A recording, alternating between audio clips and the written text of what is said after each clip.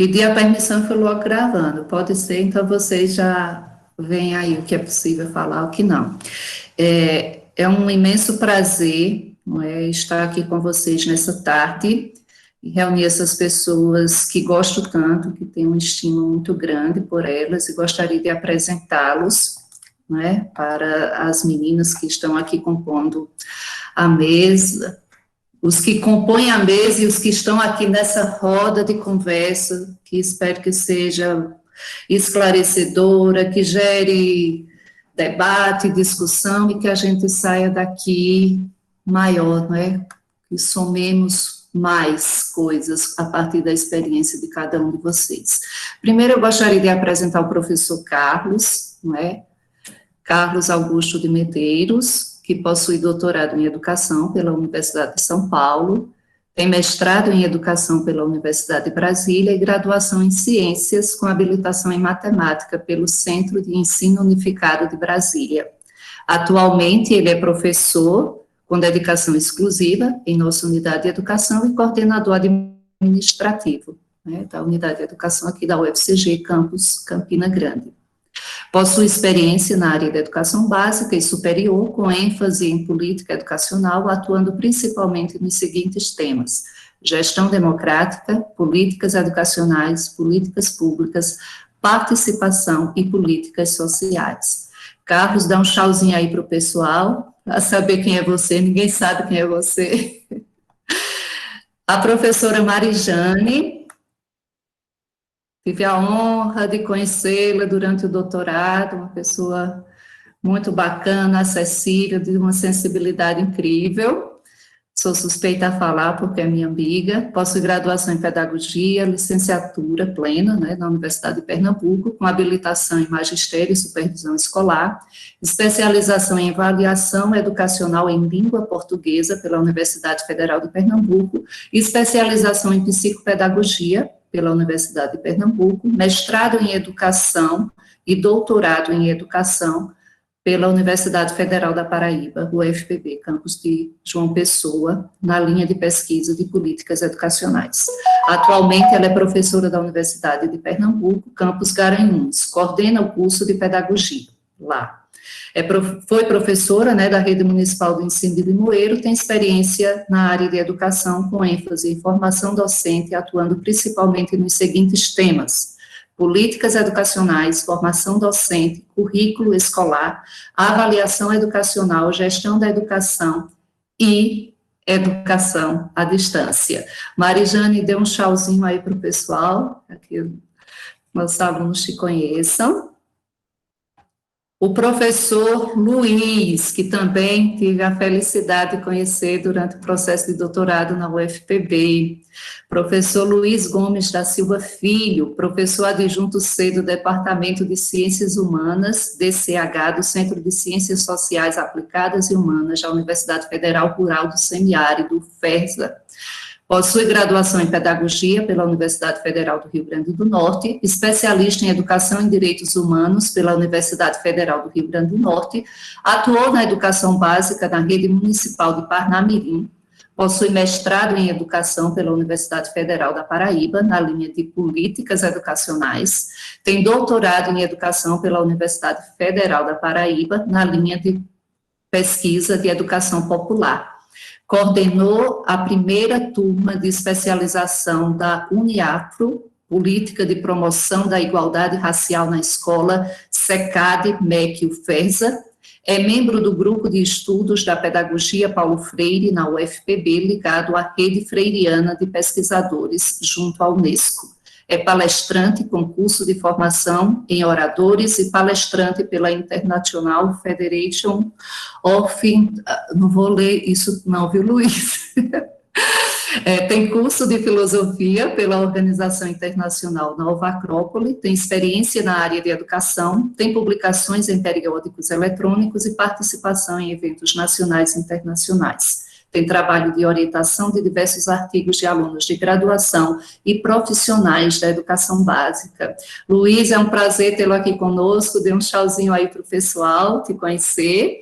E o professor Lucídio que orientou a tese de João, meu companheiro, É um prazer enorme ter Lucídio aqui nessa mesa, também uma pessoa muito humana. Ele possui graduação em Ciências da Computação pela Universidade Federal do Ceará, mestrado em Engenharia de Sistemas e Computação pela Universidade Federal do Rio de Janeiro e doutorado em Engenharia de Sistemas e Computação pela Universidade Federal do Rio de Janeiro. Atualmente é professor, eu não sei se esses dados estão atuais, Lucílio, depois você me corrija, né, porque eu peguei do seu Lattes. É professor titular do Departamento de Computação Científica do Centro de Informática da Universidade Federal da Paraíba. Tem experiência na área de otimização combinatória, educação à distância, meteorísticas e computação paralela. Lucílio, dê um tchauzinho aí para o pessoal te ver. Sejam todos bem-vindos. E como essa é uma roda de conversa, como vocês viram, aqui não tem formalidade, né, aquela rigidez da academia, a gente quer uma roda bem, que comunique, que a palavra circule. Eu convido quem quer iniciar esse diálogo. Está aberto, qualquer um dos 4 que foram convidados, que queira iniciar, pode fazê-lo. Eu tenho uma sugestão, eu acho que as damas primeiro, o que é que vocês acham? Eu já ia me apresentar mesmo como candidata. Bem, vamos lá. Boa tarde a todos e todas e todos. Agradecer inicialmente a minha amiga querida, né, também suspeita de falar, mas agradecer ao FCG por esse momento de troca de experiências que eu acho muito rico, onde a gente pode, trocando as experiências, construir e reconstruir, né, novas propostas, principalmente nesse período que nós estamos, período de grandes desafios. Como eu estava colocando no início, aqui na minha cidade, não sei a situação aí das cidades de vocês, tem sido um pouco difícil para todos nós. Inclusive, perdi parentes semana passada para essa pandemia, né? Mas vamos lá. Bem, quando a Ruth conversou comigo, ela disse que a nossa conversa hoje seria acerca das experiências, daquilo que a gente já conseguiu construir acerca desse processo que estamos vivendo de ensino remoto. Eu iniciei na UPE recentemente, né, praticamente 1 ano e meio que eu estou na UPE. Tenho experiência em outras instituições, mas na casa eu sou recém-chegada, e no meio da pandemia eu já fui assumindo a coordenação do curso de Pedagogia. Mas aí eu estou trazendo a minha experiência enquanto docente de um ensino que foi nos colocado como algo que ninguém estava preparado, né? Então, no nosso colegiado, nós desenvolvemos diversas reflexões de como poderíamos trabalhar o ano passado, se retornaríamos para o semestre regular, se esperaríamos, e o tempo foi passando e precisávamos dar uma resposta à comunidade acadêmica, né? Os estudantes, eles estavam ansiosos, apreensivos, mas precisávamos construir alguma experiência. Eu tenho experiência em educação à distância como coordenadora de um polo da Universidade Aberta do Brasil, mas como meu amigo professor Lucílio bem sabe, o ensino remoto, ele não tem nada a ver com a educação à distância, né, nos termos que a gente foi obrigado a viver. E tendo essa experiência de EAD, eu sabia que os desafios seriam muitos, principalmente porque o nosso curso de pedagogia é um curso noturno, eu não sei se a UFCG também o curso é noturno, e vem os desafios, né? Quando a gente busca um curso noturno, como o meu foi noturno, é porque durante o dia a gente tem outras atividades. Às vezes a gente trabalha o dia todo, e aí a gente precisa chegar em casa, às vezes nem chega em casa, vai direto para a universidade, mas quando chega lá, a gente tem o apoio presencial do professor, dos colegas, e a gente vai conduzindo essa nossa formação, que já tinha os seus desafios no decorrer, né, do processo histórico de formação docente, como a gente sabe. E aí, de uma hora para outra, professores, nós, e estudantes, precisaram aprender a reaprender, né? Esse processo de estar diante, eu brinco muito com as minhas estudantes, estou diante de uma luzinha verde, olhando para ela e imaginando que vocês estão interagindo comigo. Mas aí, quando a gente olha, né, geralmente essas carinhas, elas ficam com essas fotos, muitos não podem abrir a câmera, muitas vezes não é porque não quer, são as condições de infraestrutura, de acesso, de internet, e aí eu digo assim, eu estou imaginando que vocês estão interagindo comigo, mas os desafios são grandes. Agora, dessa mesma forma, né? A gente olha para essas imagens, vê cada nome, mas fica pensando, de que forma esse processo de interação pedagógica está acontecendo? Então, foi um dos desafios que se colocou, né? Oferecer o ensino remoto. E aí, nossa instituição conversou muito sobre isso em seus colegiados, e o nosso colegiado de pedagogia, desde sempre, tinha receio de fazer um semestre e saber que nem todos teriam acesso a esses momentos de interação síncrona, principalmente.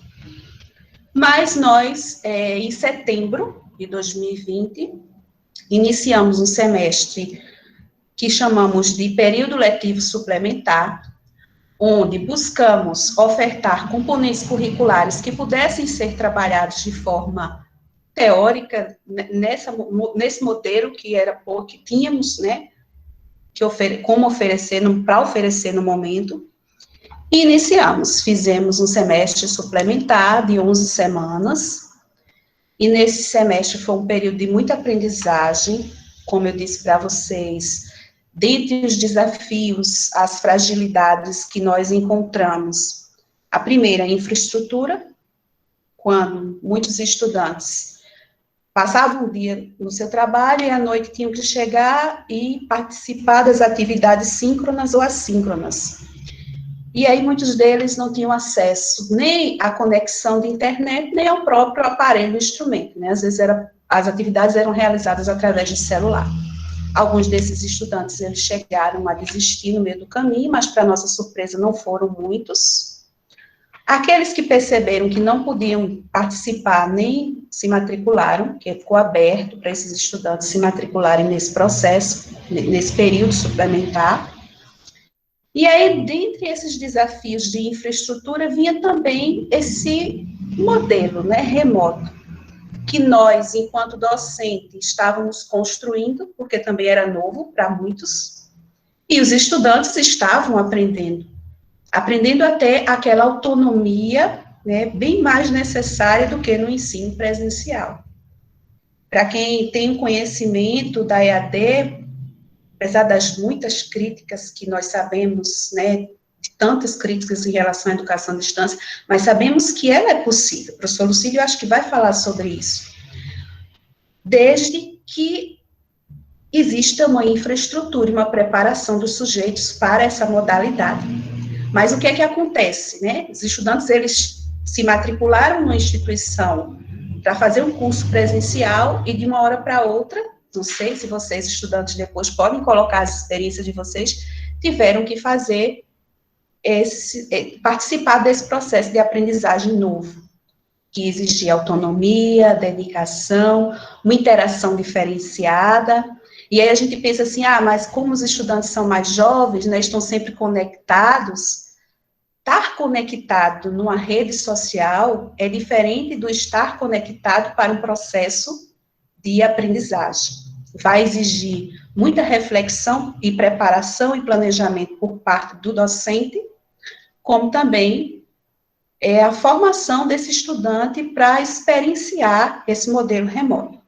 Então, dentre essa experiência, nós fizemos uso do Classroom, da plataforma Classroom, e aí, os primeiros meses, as primeiras semanas, para mim, foram desafiadoras, apesar de saber fazer uso das tecnologias já, mas é desafiador, né? Você pegar uma sala de aula virtual e transformar ela e buscar fazer esse processo de interação e em meio a um processo de insegurança que a gente estava vivendo, porque a toda hora a gente Não sei vocês, mas eu criei um processo de ansiedade muito grande em relação a esses contextos que nos envolveram e que não eram externos a nós, a gente não tinha como controlar. Dentre os pontos positivos que eu coloco é justamente essa aprendizagem que hoje eu já tenho, né? Hoje eu já olho de uma forma mais natural para a câmera, já consigo interagir, mas eu percebo que no início foi muito difícil. Primeira aula minha, pelo Classroom Síncrona, eu anotei cada pontinho do que era preciso fazer. Eu preciso lembrar que tenho que gravar, eu preciso lembrar que tenho que abrir a câmera. Hoje eu já me sinto um youtuber. Mas, frente a isso, a gente está aprendendo a construir um modelo diferenciado, uma proposta diferenciada. E eu creio que esses momentos que a UFCG propicia de discussão, de reflexão e de trocas, vai favorecer a gente refletir até onde eu consegui, o que eu não consegui, o que vai ser possível além do que eu já consegui. E eu acho que é isso, né? Os nossos planos de ensino, nós precisamos readaptar. Hoje, nós vivenciamos setembro a dezembro, semestre suplementar, fevereiro, retornamos para 2020.1, e aí a UPS organizou para esse ano de 2021 conseguir vivenciar 3 semestres. Nós estamos no 2020.1, maio a setembro, iremos vivenciar mais 14 semanas o 2020.2, e ainda estamos em discussão e aprendendo e reaprendendo sobre esse processo. No mais, eu fico à disposição da conversa, a participar de outros questionamentos. Obrigada. Obrigada, Marijane, foi muito importante a sua fala e a gente percebeu muita similaridade com o que a gente vivencia na UFCG. Não é? Então, essa é a primeira parte da rodada. Vamos lá, quem vai ser o próximo? Quem pode fazê-lo? Os nossos convidados, né? Carlos, como é da casa, eu sugiro que ele fique por último. Então, deixa eu falar um pouquinho, vou ser breve como a professora Marijane, porque eu acho que acaba, quanto mais a gente rodar essa roda, melhor. Então, eu quero compartilhar com vocês a experiência aqui de Mossoró, no semiárido Potiguar, né, na Universidade Federal Rural do Semiárido. Entre Natal e Fortaleza, não é um nem outro, é o meio do caminho. Então, e aí eu quero trazer um dado. Primeiro, eu quero agradecer, viu, Ruth? Se não esqueço, então, obrigado pelo convite de estar participando desse evento, que é outra coisa que a gente está aprendendo a fazer, né? Tudo isso que a professora acabou de dizer é muito importante, porque eu gosto sempre de situar isso que a gente está vivenciando dentro de um processo de aprendizagem. Eu estou participando de várias jornadas pedagógicas, aquelas atividades do início do período da educação básica, e eu gosto muito de dizer, isso é um aprendizado que a gente desenvolveu.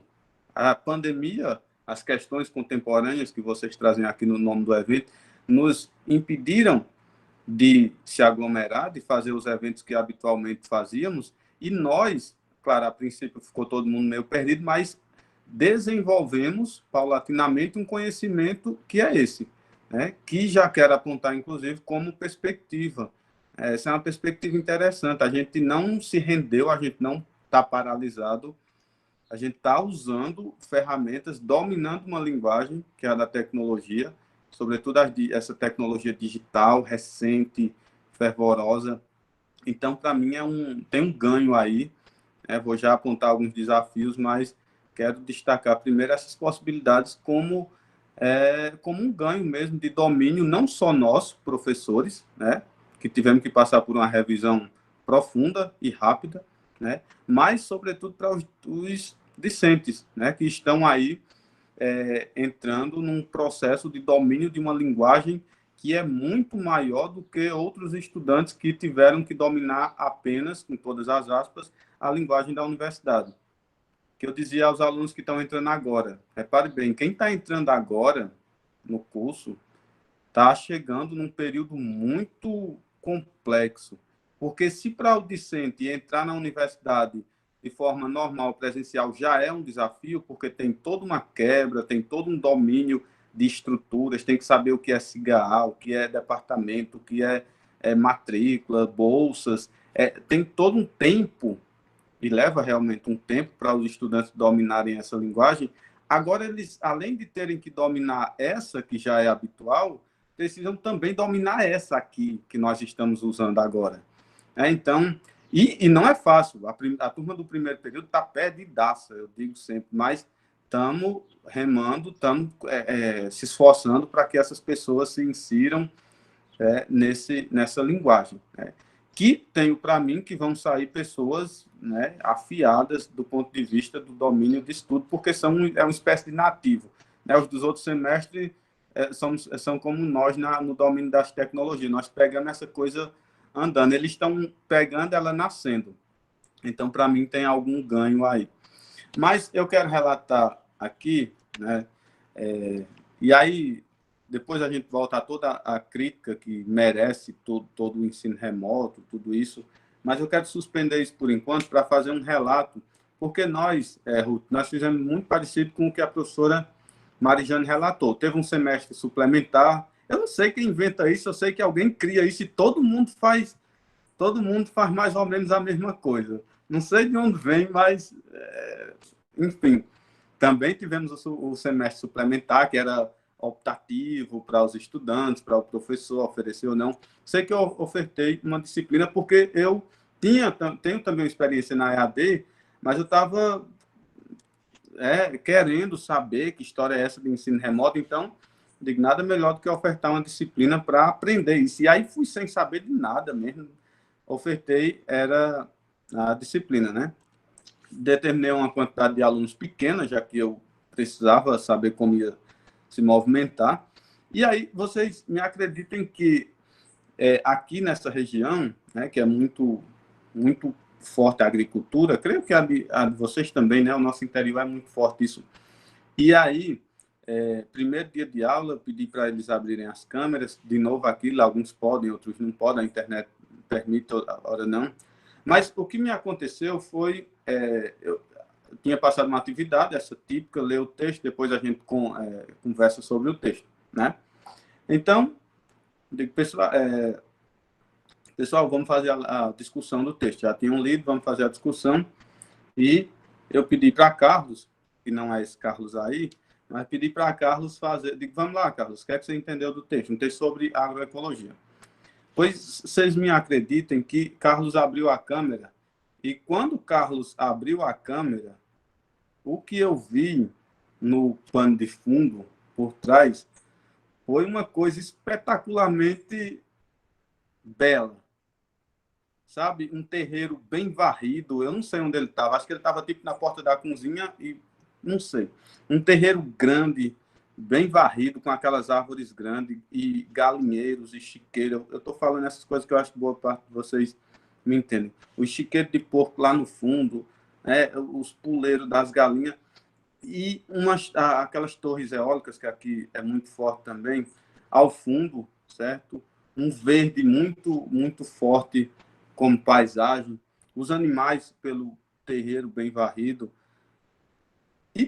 E aí eu fiquei particularmente em choque, porque, para mim, aquilo foi uma coisa que eu e vocês e a educação sempre chamou de contexto, sempre chamou de realidade do aluno. Só que, ao longo de muitos anos, e olha que eu ando em assentamentos, eu ando nas casas dos estudantes, enfim, mas pela primeira vez parecia que eu estava vendo aquela coisa que Arroio, que Paulo Freire, que nós chamamos de trazer o contexto do aluno. Tanto que eu fiquei, assim, por um momento eu esqueci o texto. Eu fiquei passado, como eles dizem, com a beleza e com a riqueza que era aquilo. E aí eu também pensei, eu digo, isso é um tapa, é o tapa do dia, né? Pela primeira vez eu senti que a realidade, o contexto de que a gente tanto reclama, tanto tenta trazer para as nossas aulas, ela é muitas vezes maior do que nós pressupomos que ela é. E aí foi essa a primeira reflexão que surgiu. Eu estou até escrevendo um relato sobre isso, porque foi realmente marcante, porque, assim, quase sempre nós pressupomos a realidade do outro.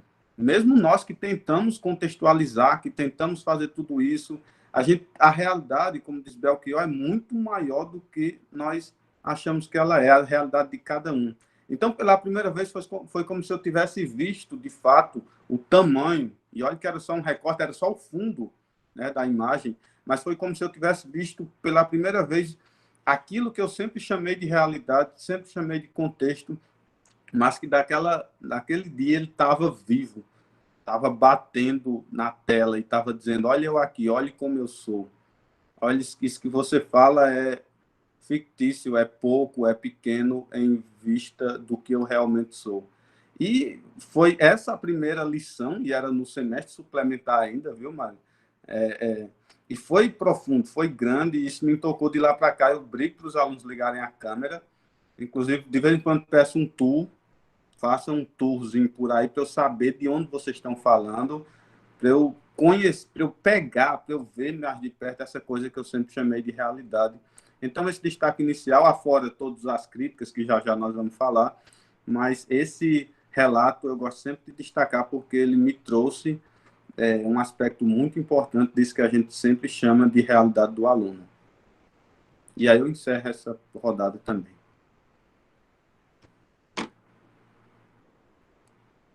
Abri o microfone. Obrigada, Luiz, pela contribuição muito oportuna, muito similar a algumas das coisas que a gente tem vivenciado nessa modalidade remota, né?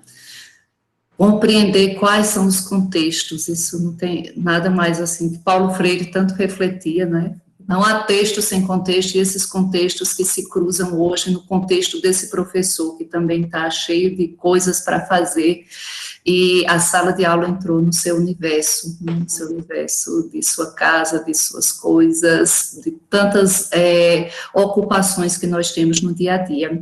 E agora o professor Lucídio é com você, está com você a palavra. Muito obrigado, minha querida, é um prazer revê-la, né? É um prazer estar reencontrando a professora Marijane, com quem convivi tanto lá no Polo Limoeiro, tantos anos de EAD, né? Conhecendo o professor Carlos Augusto, a professora Luciana, o professor Luiz Gomes. Então, eu quero aqui manifestar o primeiro agradecimento pelo convite, né? E o prazer de participar de um debate, uma discussão que é o dia a dia nosso, né? Eu tive a oportunidade por muitos anos de, na verdade, construir a EAD lá na UFPB, quando em 2005, final de 2005, eu tive o primeiro contato com a educação à distância. De fato, nada existia, né? Era um projeto de pesquisa, mas em relação a cursos não existia, e aí nós começamos, em cerca de 5 anos, alcançamos um quantitativo de 10 mil alunos, 28 polos, expandimos para vários estados da Paraíba. Então, um trabalho de muitos departamentos, de muitos professores da UFPB. Eu acho que aqui vários de vocês participaram em algum momento como tutor, né, ou como coordenador de polo, como Marijane. Então, todo mundo aprendeu muito com aquilo. E, para mim, foi uma transformação muito grande. Apesar da minha família, de meus avós serem do interior, e durante a infância, e muito para fazer dos meus avós, eu tive, no final da minha formação, eu estudei em colégio privado, depois entrei para a Universidade Federal Pública, em qualidade, fiz computação na Federal do Ceará, depois fui para a UFRJ, e peguei um programa de conceito 7, né, nota máxima da CAPES, fiz mestrado e doutorado,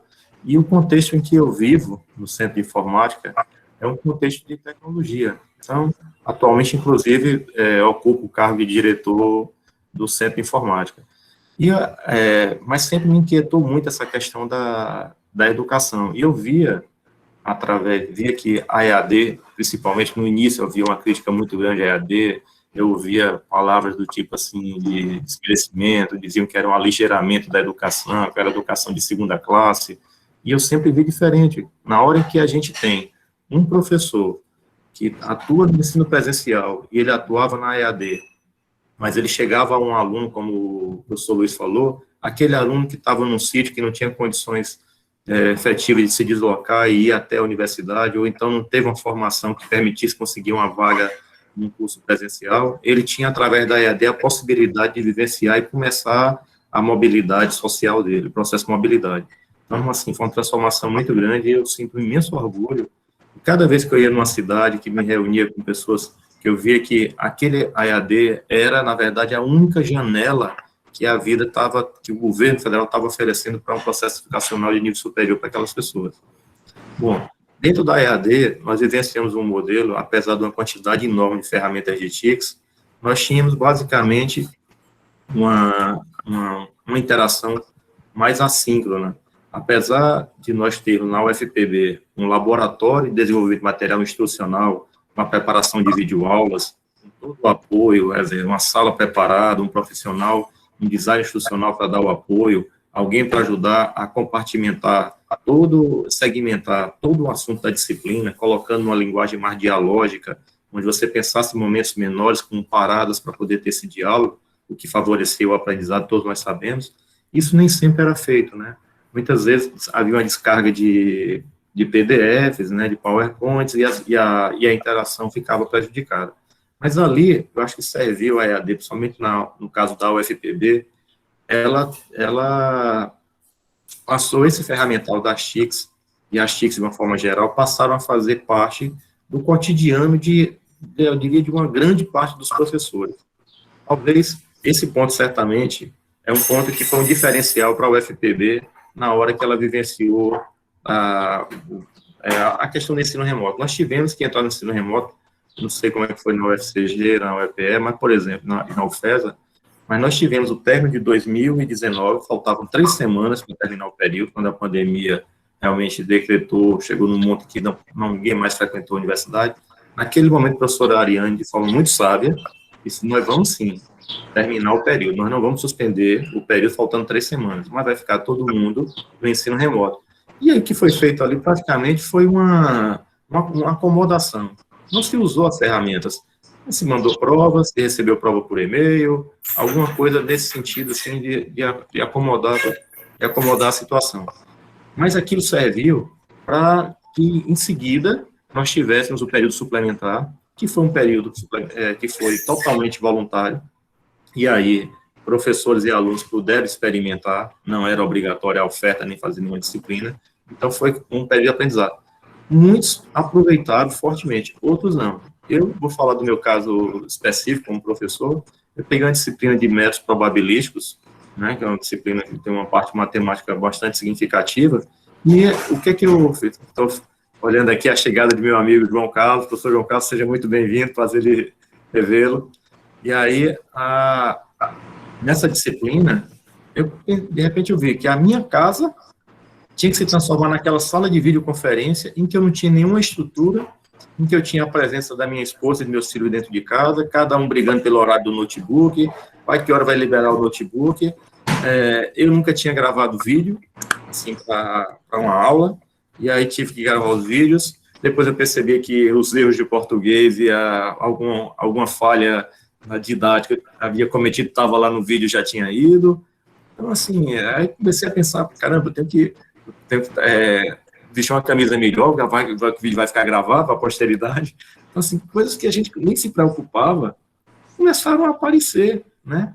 E essa coisa do outro lado, o aluno, por sua vez, também estava incomodado, porque ele sabia que aquilo estava gravado. Uma coisa que você pergunta na sala de aula e o professor diz: olha, você não entendeu, mas eu vou te explicar. De repente o aluno absorve aquilo com uma maneira de como se fosse uma repreensão, quando na verdade não é. Mas ele acha ruim na sala de aula. Agora, imagine isso, um vídeo que vai ficar gravado, que as pessoas vão rever não sei quantas vezes, e outros cursos vão... Não, ele não quer se expor. Então, se retraíram mais ainda. E isso dificultou o momento de interação, se tornou muito difícil. Por outro lado, como a Marijane falou, na hora que você estava olhando para a tela do computador, e que você via todas as câmeras fechadas, e que você terminava de demonstrar, sei lá, um teorema, uma conta mais complicada, e você não viu o rosto das pessoas, porque quando você está na sala de aula, você olha o rosto do aluno, você percebe se ele não está entendendo. Então, faltou esse termômetro, sabe? E sem esse termômetro, ficou muito complicado. Aí você para e pergunta: estão entendendo? Posso continuar? E aí os alunos não respondem, Às vezes o cara a tela está ligada, mas ele está no celular, ele está com o WhatsApp, ele levantou, está circulando em casa, foi pegar alguma coisa, ele não percebeu aquela explicação, então a gente perdeu aquele pedaço. Muitos deixam para assistir o vídeo depois. Ou seja, foi um conjunto de problemas. E aí a questão que também comentou, né, logo no início da fala, a dificuldade de infraestrutura. A composição do nosso alunado, eu acho que 60%, talvez até um pouco mais, venham de escolas públicas. Muitos numa condição socioeconômica mais delicada, e aí não possuem um acesso de internet adequado, banda larga, não os equipamentos também adequados, e isso limitava a interação. Então, tudo isso foi muito prejudicial. Eu não tenho dúvidas de que a educação sofreu uma queda significativa nos indicadores. Vocês que são da área de educação, e aí, assim, para mim, quando eu entrei para a EAD, foi um aprendizado, assim, eu me senti um educador de verdade, né? Porque antes eu me sentia mais um técnico na área de computação do que um educador. E aí foi muito bom. E aí, com esse olhar, eu percebo que vai ser objeto de pesquisa de vocês, os indicadores vão mostrar, ao longo dos próximos anos, o quanto a gente está sacrificando a formação dos alunos. Veja que a gente está aqui num ambiente de ensino superior, né, onde as dificuldades deveriam ser menores, e a gente está lamentando e citando e contextualizando as dificuldades. Imagine isso no contexto do ensino fundamental e no ensino médio nesse país. Então, assim, o prejuízo nessas áreas, ele é muito, muito maior.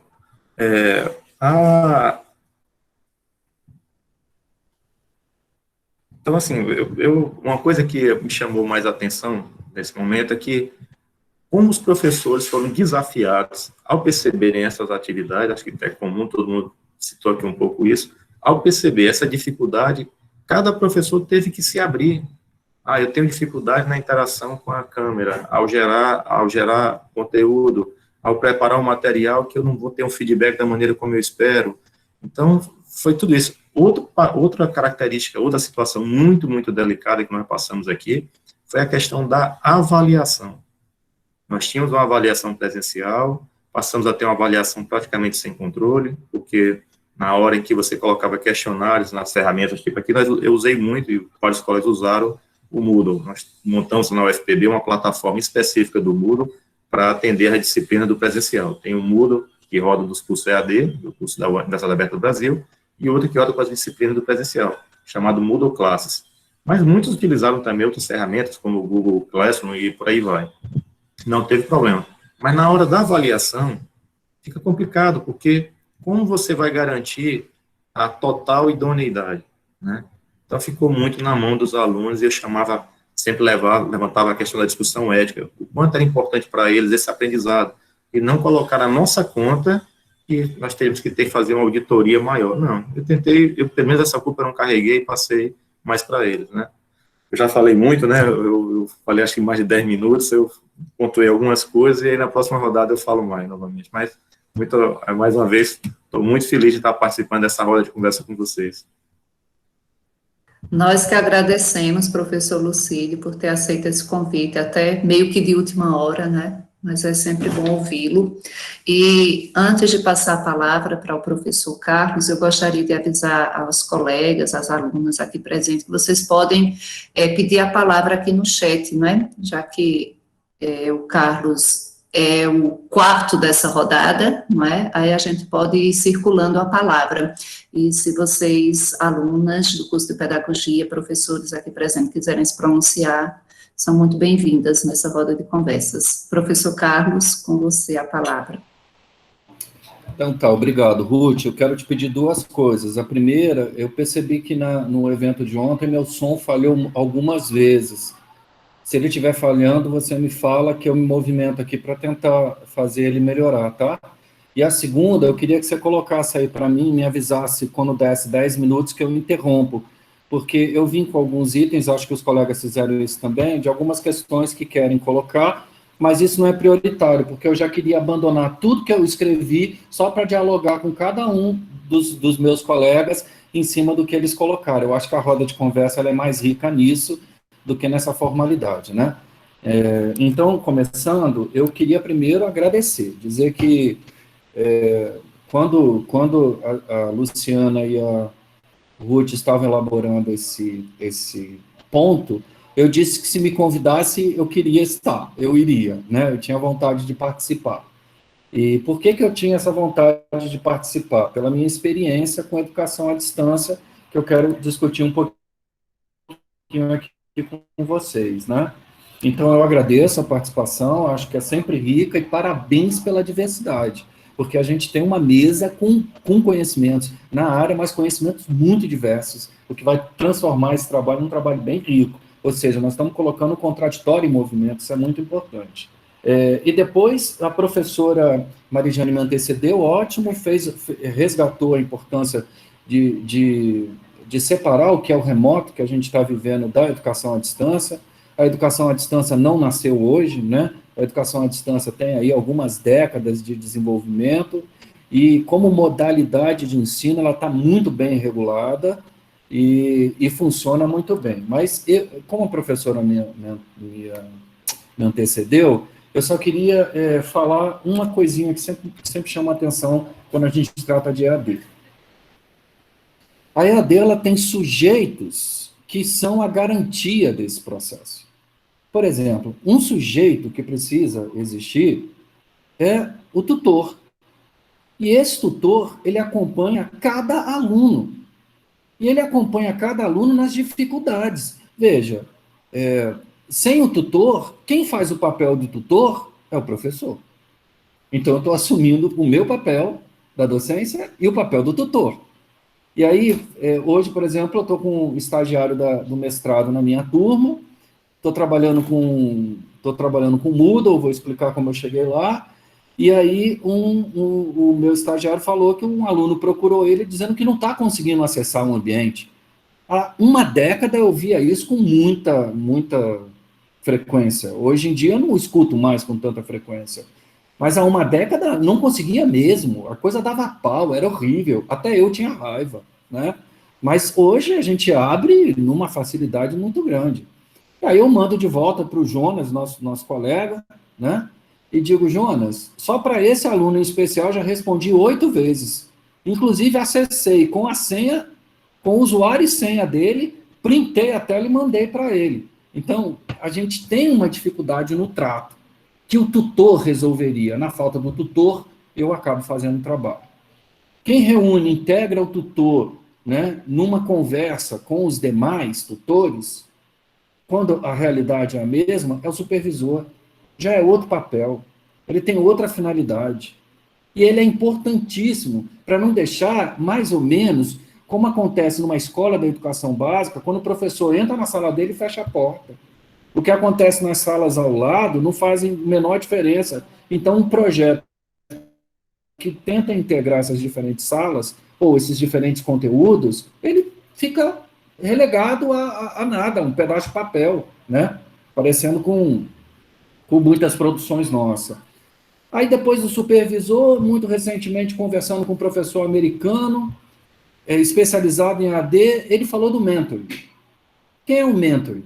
O mentoring, o tutor, ele ajuda no acompanhamento da disciplina. O mentor é o cara que entra em contato com o aluno e fala assim, olha, Luiz, vem cá, eu estou vendo que você está tendo uma dificuldade de acesso, entrou um dia, não entrou. O mentor, ele vai resolver todos os problemas que tiver ao alcance dele para que o Luiz permaneça conectado.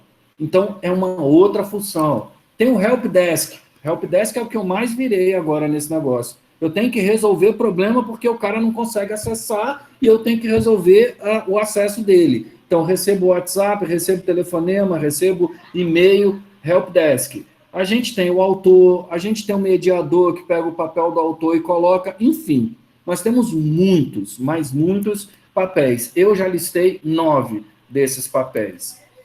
Ok. Na minha experiência como professor da educação superior, eu compartilhei um período dando aula para um curso de alunos muito pobres, e um curso de alunos muito ricos. No curso de alunos muito ricos, eu era obrigado, por força da contratação, a usar um ambiente virtual chamado Blackboard. Pergunto para os colegas se eles conhecem. Blackboard é excelente. É uma coisa tão intuitiva, né? E é muito comum nas universidades estadunidenses. E a professora, que era a dona da instituição, voltou dos Estados Unidos e adotou o Blackboard. Então, a partir de agora, para dar aula na instituição, tem que saber mexer com tecnologia, no mínimo, e lidar com Blackboard. O que isso me causou? Então, o professor Lucídio falou uma coisa que eu vou reiterar aqui, me causou uma reflexão do ponto de vista da nossa área da educação. Que reflexão é essa? A aula não pode estar limitada a tempos e espaços dela. Ou seja, o espaço não pode ser só a sala de aula, a gente tem que estender isso. Tem que sair da sala de aula para outros ambientes. Além disso, o tempo não pode ser o tempo da aula, a gente tem que expandir isso. Então, meus alunos dessa escola, eles tinham mais aulas do mesmo conteúdo do que meus alunos da outra, que só me viam uma vez por semana. Não, vamos mudar isso. Aí fui para o Google, montei página no Google, comecei a trabalhar com Moodle. Bom, estamos falando de uma década. Aí, depois de uma década, hoje eu tenho meu Moodle. E aí eu pago. Eu tenho um domínio próprio, eu pago a hospedagem mensal. Aliás, está chegando o período, quem quiser contribuir, eu estou aceitando, certo? É todo dia 7 que eu pago.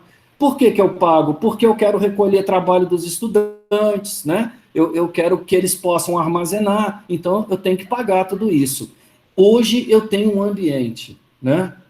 Obrigado, Ruth. Hoje eu tenho um ambiente muito seguro, que a gente acessa de qualquer smartphone, sem ser no app e diretamente na internet, porque eu tenho um amigo que me faz o suporte de analista quando eu preciso e que dá algum bug no ambiente virtual. Mas para chegar aí, demorei muito. E para chegar aí, eu trabalhei muito com grupos muito diferentes. Por exemplo, um grupo que eu trabalhei muito era o grupo de suporte do Moodle da UNB. E quando eu ia ver o Moodle da UNB, era um Moodle muito antigo comparado com o meu. Mas por que vocês não mexem nesse Moodle? Porque a gente tem medo de perder as informações. Porque a gente não tinha garantia nas atualizações do Moodle de que ele recuperaria as informações. Então, o risco da perda da informação não justifica a atualização do ambiente virtual. Então, caminhei muito. Aí conheci o professor Ulisses, que coordenou o campus da USP Leste. Foi diretor da USP Leste. Sofreu uma pressão gigantesca, porque de cara ele trouxe um ambiente virtual para 5.000 alunos, 3.000 de engenharia e 2.000 de pedagogia, e trabalhou com ambiente virtual. E aí, nessa consultoria que eu tive a oportunidade de estar com ele apresentou o ambiente virtual. Gente, você cria seu avatar, anda no campus, quer assistir aula, entra para ver um filme, é como se fosse um teatro, a aula está lá. Quer pegar o material, vai na biblioteca. Você quer ter uma conversa privada, vai para a varanda.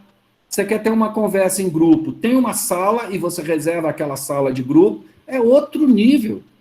Então, todos os sufocos que a gente tem, todas as dificuldades que a gente enfrentou para chegar no nível que chegamos com uma ferramenta como o Moodle, por exemplo, isso está resolvido pagando $25 por mês por cada aluno, e está hospedado em algum lugar e alguém toma conta. Bom, mas está longe da minha possibilidade de ofertar uma coisa desse patamar.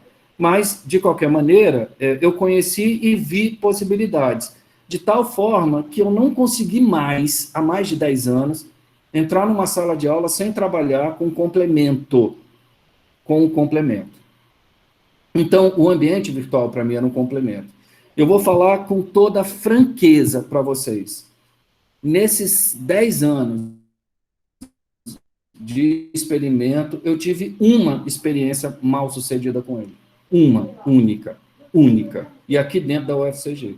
Tirando essa experiência de uma única sala, porque a gente tem várias turmas, né, em cada período, todas as demais foram bem-sucedidas. Agora, uma coisa é usar como complemento. E aí vem o nosso período suplementar de vocês, chama, o nosso período é tão suplementar, que é mais suplementar do que o de vocês, e ele chama extraordinário. Aí no nosso período extraordinário, eu, com toda a experiência que tenho nisso, pessoal, pelo carinho e aproximação que eu tenho com essa bandeira, porque defendo ela, e a gente vai poder, na roda de conversa, conversar um pouco mais, me recusei a ofertar a disciplina. Porque eu tinha um instrumento que me dizia que eu não era obrigado a ofertar a disciplina, então não vou ofertar. Mas por que você não vai ofertar? Por várias condições, muitas das quais foram colocadas pelos meus colegas da roda. Mas a principal é, eu tenho um colega professor que trocou o acesso de internet da casa, comprou computador novo, porque o que ele tinha em casa era insuficiente para a realidade. Imagina os estudantes. Que suporte que os estudantes tiveram para fazer isso? E depois a gente, aqui pelo menos, a nossa realidade, corria o risco de fazer o trabalho, e é isso que me dói, da maneira mais séria que a gente é capaz de fazer, e não ter acesso.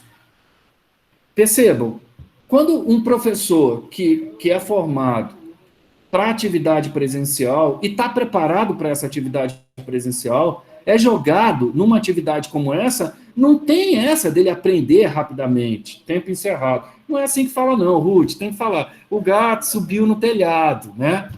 O telhado não vai logo de cara e fala tempo encerrado. Tá bom, vou só completar esse pedacinho para a gente garantir socializar a palavra, né?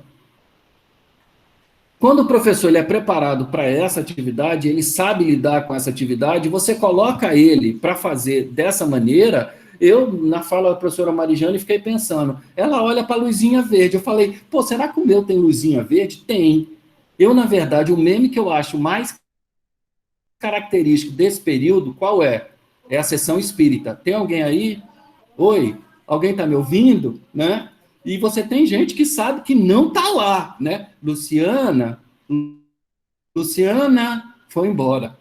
Está lá a carinha dela, mas ela não está presente. A gente está lidando com uma sessão espírita. E esse colega, ele faz o quê?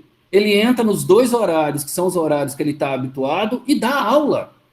Então ele está exaurido, porque isso é a única coisa que ele sabe fazer. Então a atividade síncrona reflete aquilo que ele fazia presencialmente. Então vamos chamar isso de remoto, de limitado, né? De recorte mal feito de uma modalidade muito rica, muito importante, que a gente chama de educação à distância. A gente vai poder continuar. Obrigado. Obrigada, professor Carlos. Só avisei porque você me pediu, né? Porque estava gostando de ouvir, não é? Então, todos os colegas trouxeram elementos, assim, importantíssimos, e em todas as falas a gente percebe uma sensibilidade em relação, especialmente, àqueles que não têm acesso, não é? À tecnologia, que não têm domínio dessas ferramentas que nós fomos obrigados a ter, assim, de uma hora para outra, né? Então, não só os nossos estudantes passaram por esse processo de enfrentar dificuldades, mas os professores também, isso é comum na fala de todos vocês. E uma coisa que a gente distinguiu bem aqui, ensino remoto é diferente de EAD. Então, eu gostaria de voltar à roda, né, e vocês comentarem agora o que os colegas já falaram, acrescentarem, fazer novas reflexões, já que não surgiu nenhuma pergunta aqui no chat, mas os alunos, as alunas aqui presentes, professores, podem fazer isso. Vamos fazer a roda rodar. Quem é que vai agora?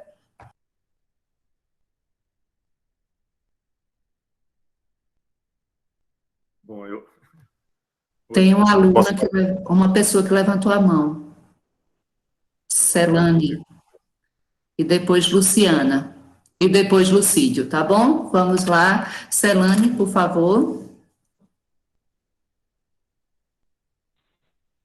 Oi, boa Pode tarde a falar. todos e a todas.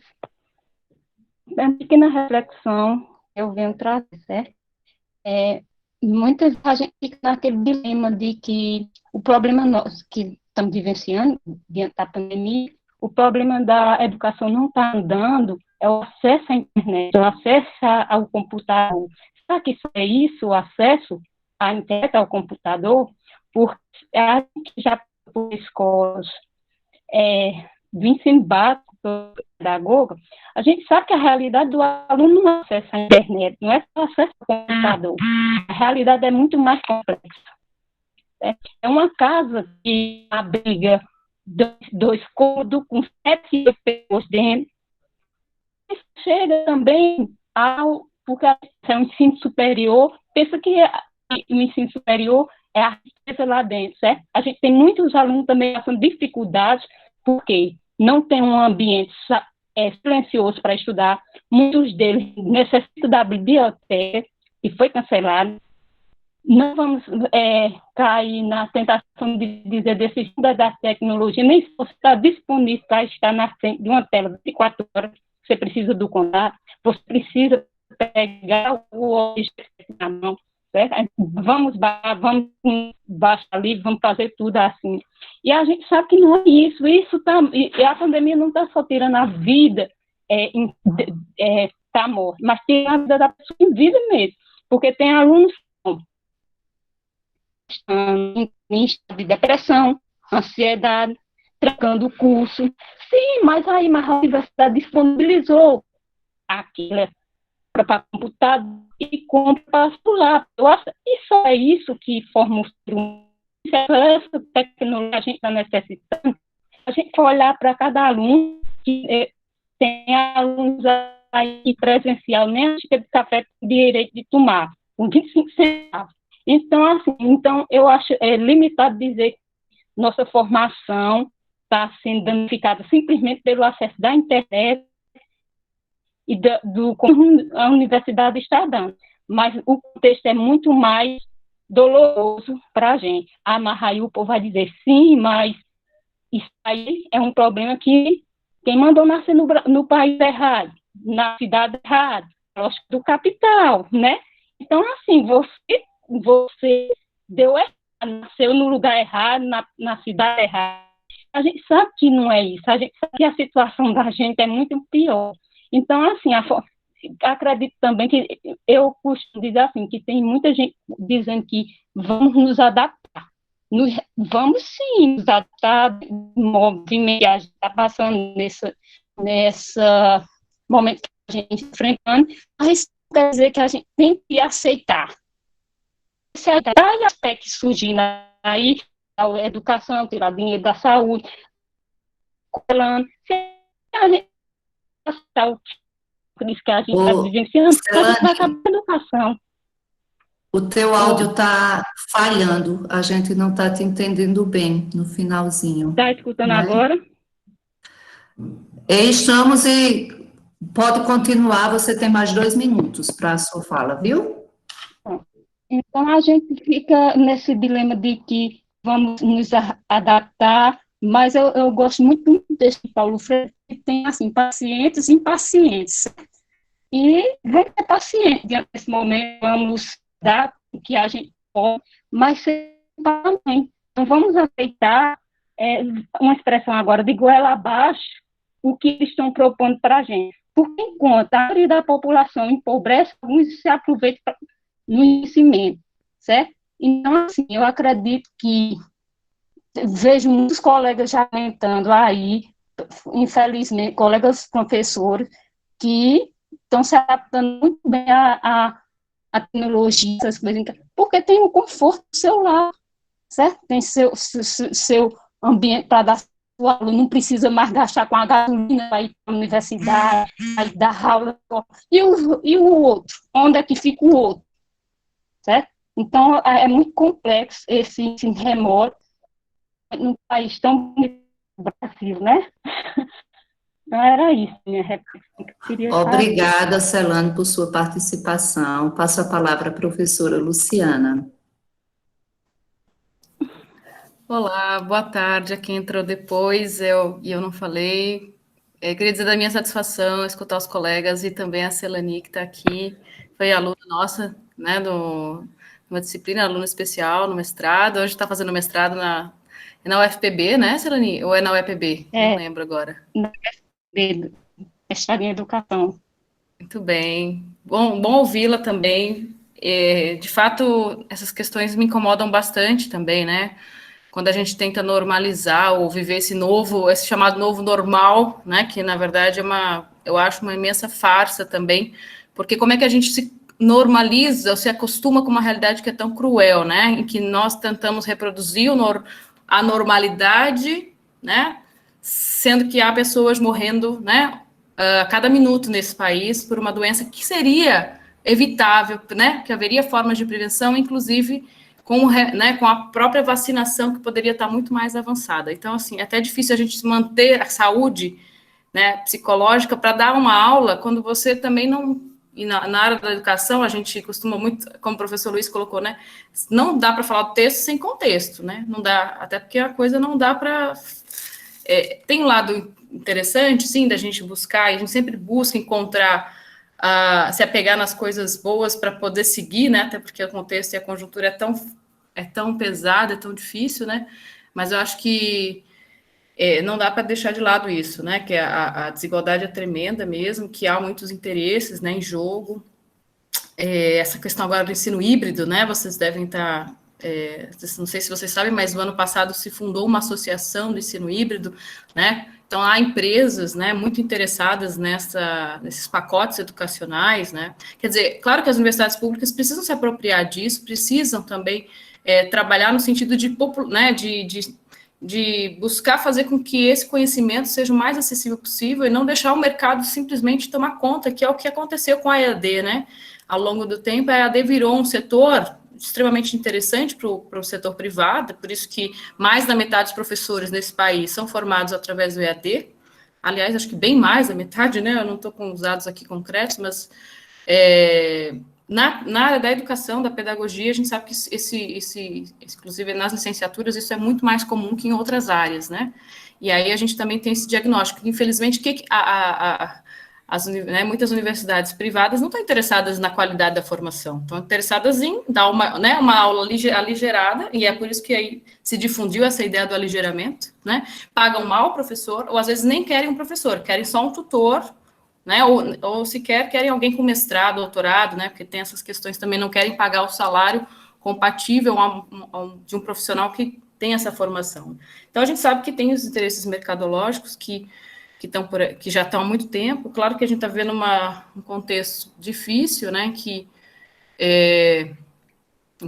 realmente tentando, né, manter alguns alunos no curso, porque a gente sabe que não consegue alcançar todos, né, na educação a gente tem essa questão da evasão muito forte, tem um assédio muito grande do setor privado, né, e está acontecendo também na educação básica, né, os alunos evadindo das escolas públicas, aqueles que podem, né, saindo porque não está tendo aula presencial e indo para a escola privada ter aula presencial, quer dizer, e com todo o risco que está implicado nisso, né, os profissionais ainda sem a vacinação, enfim.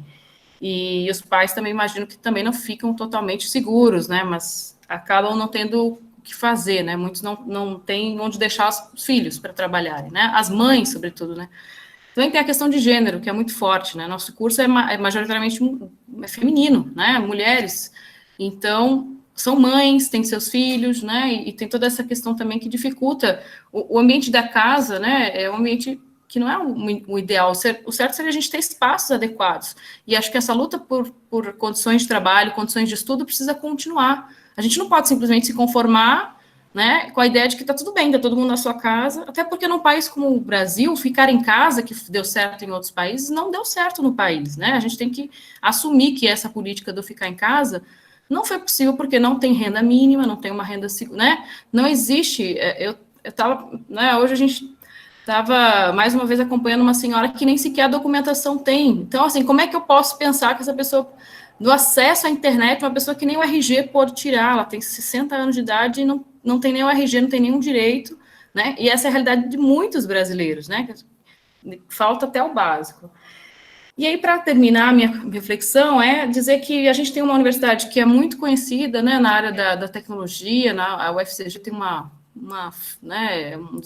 área das engenharias, eu acho que até quando ainda era o FPB, né, toda essa questão do desenvolvimento tecnológico é muito notável, né, mas a gente não dispõe, por exemplo, de softwares, de plataformas seguras, software livre, eu diria, porque eu acho que a gente ainda depende muito do setor privado, né, eu ainda não sinto segurança em usar o Google o tempo todo, né? A gente sabe que a Amazon, Google, são as empresas que estão faturando muito, apesar de, claro, tem uma tecnologia e uma qualidade invejável, mas é privado, os nossos dados estão sendo usados para alguma coisa, eu fico muito preocupada com o uso dos dados, o que a gente coloca nos nossos planos de ensino, né? Será que isso não pode ser usado e revertido contra nós? Eu fico muito preocupada, eu coloquei essa pergunta lá no chat, né? Queria saber o que vocês pensam sobre isso.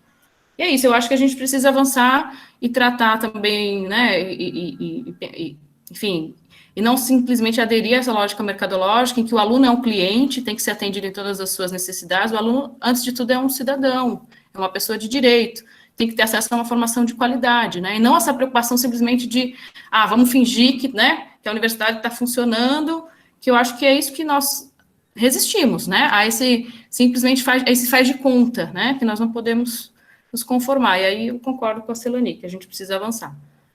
Obrigada. Obrigada, Luciana. Baixa a mãozinha aí, por favor. Eu estou retomando aqui a pergunta que a professora Luciana havia feito, na sequência o professor Lucídio quem vai falar, e ele já procura responder. É possível afirmar que o ensino remoto torna ainda mais remota a possibilidade de uma formação ampla e crítica de profissionais? Como podemos superar isso? E aí eu peço aos colegas que coloquem o nome de vocês aqui para a gente dar sequência às falas. Com a fala, o professor Lucídio.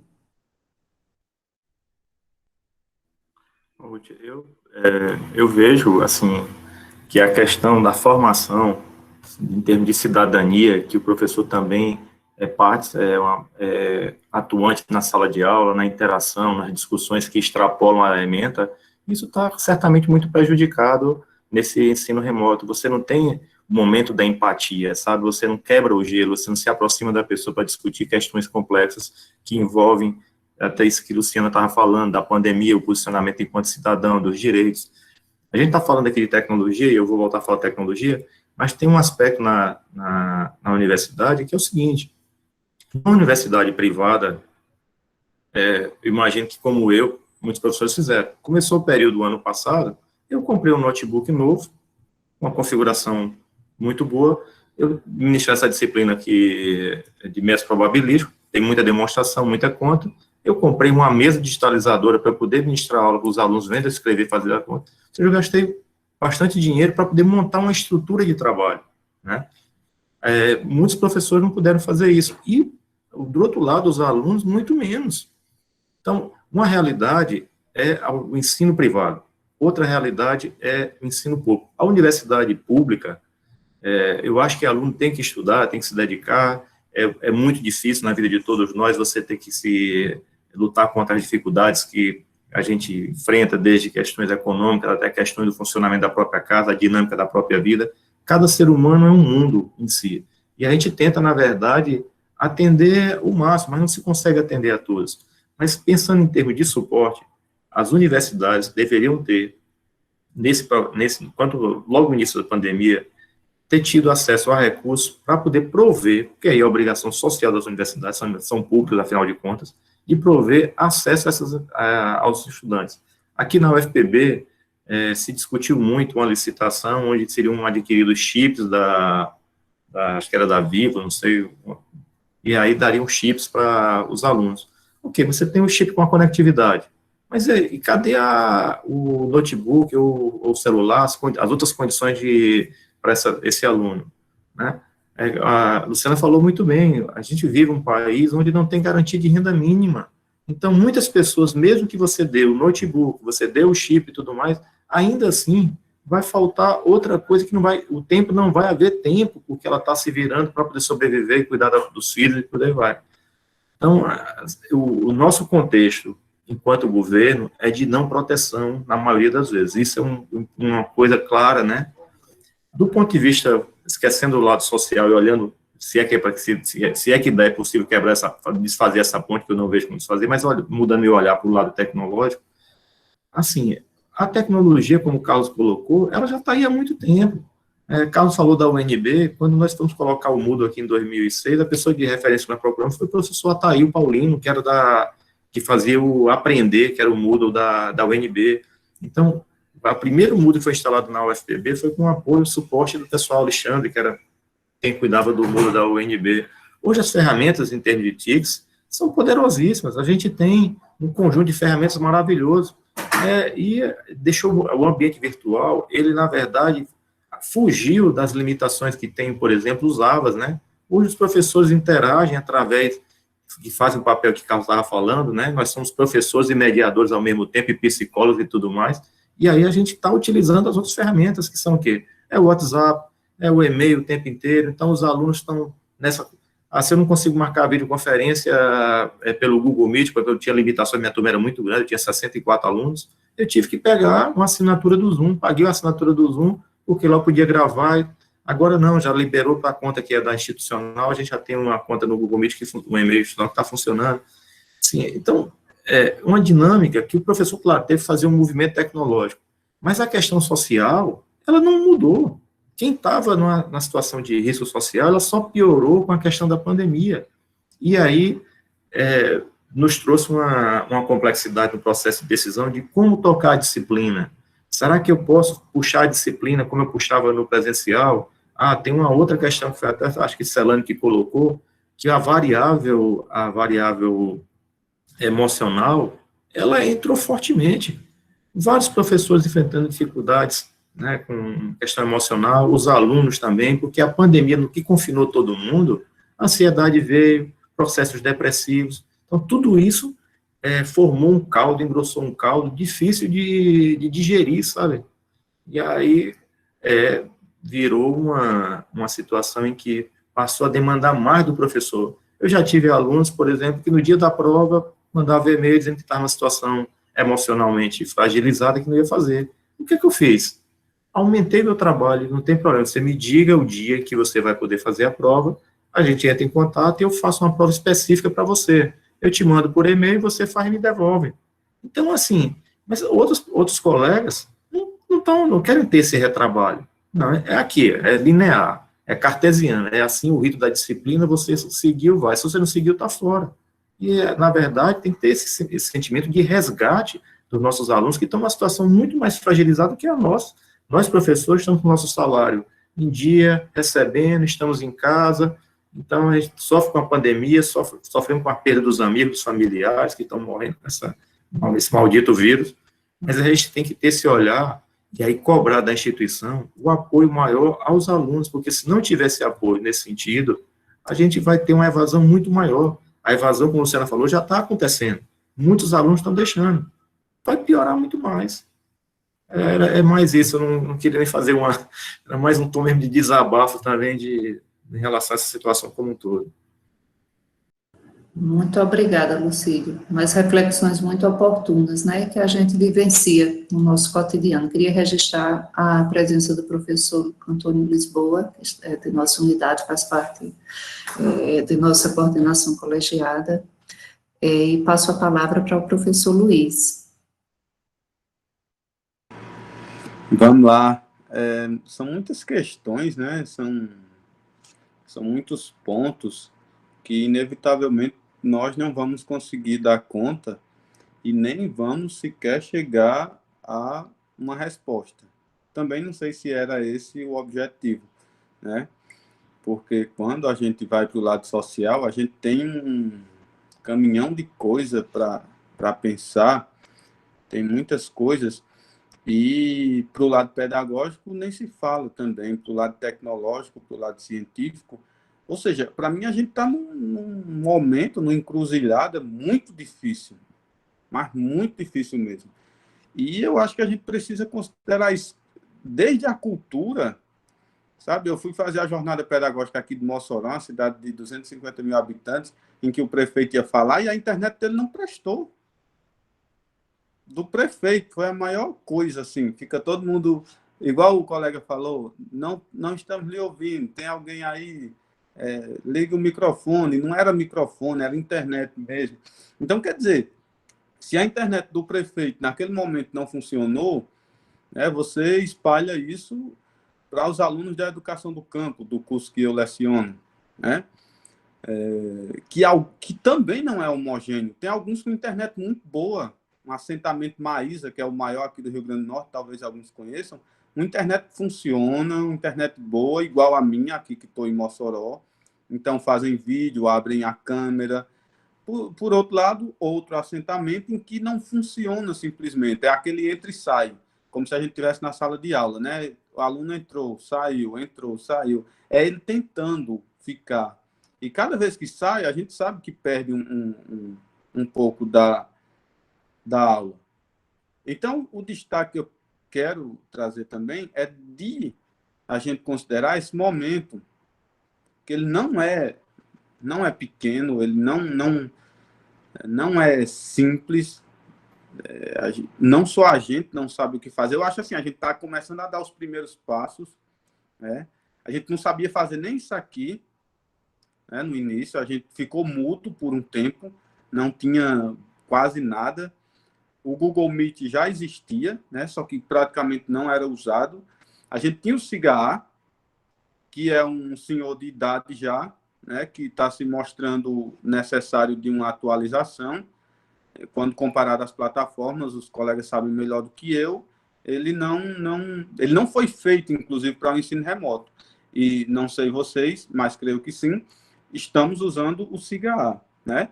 É uma gambiarra pedagógica. É uma gambiarra. O Cigaa para dar informes e postar textos e outras coisas, e o WhatsApp para outros milhões de coisas, mais o Google Meet para aula. Ou seja, é um conjunto e fora outras, né? Fora outras redes sociais e por aí vai. Então, é um conjunto de ferramentas paralelas que compõem essa gambiarra, que eu chamo de gambiarra pedagógica, que para mim foi o que deu, sabe? Foi o que deu. E aí, de vez em quando, eu destaco isso.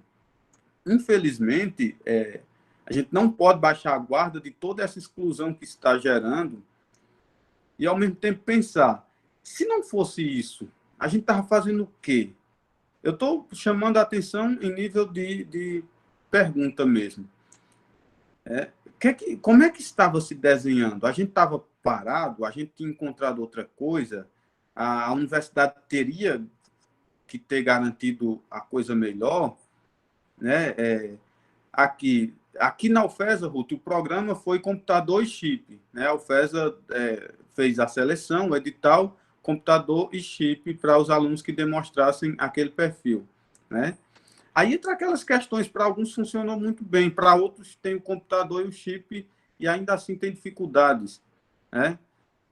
É tão complexo, é tão grande, que eu não gosto particularmente de abraçar apenas uma causa. Né? Porque quando a gente abraça uma, fica um monte sem ser abraçada. Porque, sinceramente, eu, analisando o lado pedagógico, é um prejuízo gigante o que a gente está passando. Mas não só é para os alunos, mas para o professor também. Me desculpem, mas eu não queria estar aqui mostrando minha casa, dando aula na minha casa, comprando computador também, usando minhas luzes, né, o ar-condicionado, porque Mossoró não permite. Então, então não é confortável. É claro que, em comparação a muitas outras realidades, é muito melhor. Mas não me cabe fazer isso. Isso é a obrigação da universidade, do Estado. Assim como aos alunos, é a obrigação da universidade garantir isso. Ao aluno cabe fazer esse curso, ter as responsabilidades que são inerentes à condição de aluno. Né? Mas é um desconforto que eu trago e esse destaque eu chamo, né, para a complexidade que é isso. Já estou concluindo, viu, Ruth? Só para dizer desse desconforto de não ter uma plataforma fixa, ter um Cigaa limitado, usar o WhatsApp e usar o Meet, fora outras plataformas. Isso no campo tecnológico. No campo social, saber que mesmo com tudo isso, muita gente está sendo prejudicada, muita gente está indo embora, muita gente não pode assistir aula. No campo pedagógico, prejuízo também, porque quando o aluno não aprende, às vezes a gente não consegue dar aula. A gente sabe que a formação vai ser deficitária, os reflexos disso vão aparecer. Enfim, são pontos diversos que nós precisamos se esforçar, pelo menos agora, no meu entendimento, para dar conta de entender como é que a gente caminha nisso tudo. E no meio disso tudo, eu gosto sempre de frisar que o fato de estar aqui conversando com vocês é, no mínimo, um pouquinho de alguma coisa positiva nisso que a gente não sabia fazer e agora sabe. Portanto, enquanto educadores, acho que criamos um pouquinho de novidade, de conhecimento, que é nosso atributo. Obrigada, professor Luiz. É sempre bom ouvi-lo. Na sequência, a gente tem o professor Carlos, depois Marijane, depois a professora Graça. Eu concordo plenamente com o Luiz, né? Quero ver se eu consigo finalizar com essa fala. Estou tentando me concentrar no tema da nossa roda de conversa, que são desafios e perspectivas, né? Eu vou começar com a fala da professora Marijane, que eu disse que eu já tinha anotado algumas questões que eu podia abrir mão do roteiro que eu tinha pensado inicialmente. Aí a professora Marijane, em algum momento, falou, mas esse aluno era tão conectado, né, estava tão ligado, né, minha filha tem menos de 2 anos de idade, a minha filha, eu posso entregar para ela um celular, ela sabe onde ir, abrir o YouTube, não sei o quê, é impressionante, né, eles são tão conectados, mas na hora que a gente precisou dessa conexão, precisou desse trabalho, o que acontece que não funcionou? Porque a gente tem outros fatores, a gente tem outras condicionantes, né? Como o Luiz acabou de falar, nós estamos diante de um problema muito complexo. E quem primeiro chamou a atenção foi a Celani. Não sei se eu entendi direito a fala dela, né? Mas eu não vejo problema nenhum a gente olhar primeiro a floresta e depois as árvores. Olhar a floresta, primeiro nós temos condições socioeconômicas de fazer uso disso que nós estamos vivendo. Isso é olhar a floresta. Mas isso não quer dizer que qualquer um de nós aqui, qualquer um que falou aqui, esteja pensando que essa é a única condição para que esse trabalho funcione. Não, essa é uma condição, importante condição. Eu lembro o seguinte, a gente tem uma mania pedagógica de dividir as coisas que não são divididas no mundo real. Nós somos formados, eu sou formado numa disciplina, né? Quando eu chego num trabalho, eu sou chamado a trabalhar com outra disciplina e outras disciplinas. Eu tento ser um sujeito multidisciplinar. Mas, no fundo, eu sou cobrado para ser um sujeito interdisciplinar. Mas eu não fui preparado para isso. Eu não consigo nem olhar para isso. E é nisso que eu queria pegar um pedaço da fala do professor Luiz anterior, né, e lembrar que essa história da mudança envolve uma base epistemológica. Vamos lá. O logos é muito difícil de definir no grego, mas uma definição rápida dele seria estudo. Poderia ser conhecimento, como Edgar Morin prefere. E a episteme no grego é a ciência. Então seria o estudo da ciência, ou o conhecimento da ciência. Só que ciência para o grego não é a ciência moderna. É tudo relacionado a conhecimento. Então, de que maneira a gente olha para o que é conhecimento? Se eu não sou um sujeito interdisciplinar, eu jamais vou conseguir produzir um trabalho interdisciplinar. Se minha cabeça é disciplinar, já está limitado. Se meu olhar tem um horizonte pelas minhas condições, cabe a mim abrir esse horizonte, né? Olhar para além daquilo, e isso, para mim, num caso muito particular, é uma tentativa e um esforço muito, muito grande, né? Eu penso, então, voltando um pouquinho, que o professor Luiz também falou nisso, é que se essa geração ela era conectada e a gente achava que ia ser fácil esse contato, esse tipo de conexão não foi uma conexão suficiente para o que a gente precisava, não no grau de seriedade com que a gente está tentando conduzir esse trabalho. E o professor Lucídio falou com muita clareza uma coisa que todo mundo se incomoda, né?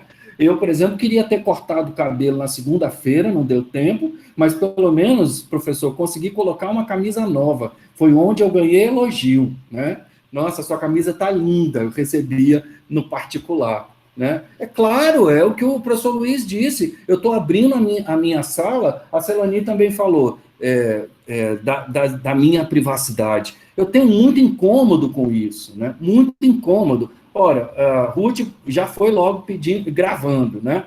Eu tenho um problema com gravação. Você pega essa minha gravação, faz um recorte e coloca só esse recorte na rede. Espera aí, eu tenho direito de que você não torne isso público. Eu tenho muito medo e muito receio disso, do que é feito. e também do ponto de vista político. Eu sou um professor de política. Eu não posso deixar de ver na abordagem que a Luciana fez na fala dela. Quem está se beneficiando desse processo? Ontem a professora Helena de Freitas testemunhou que alguém muito interessado do setor privado dizia que as plataformas iam dominar a educação em 25 anos, foi do dia para a noite.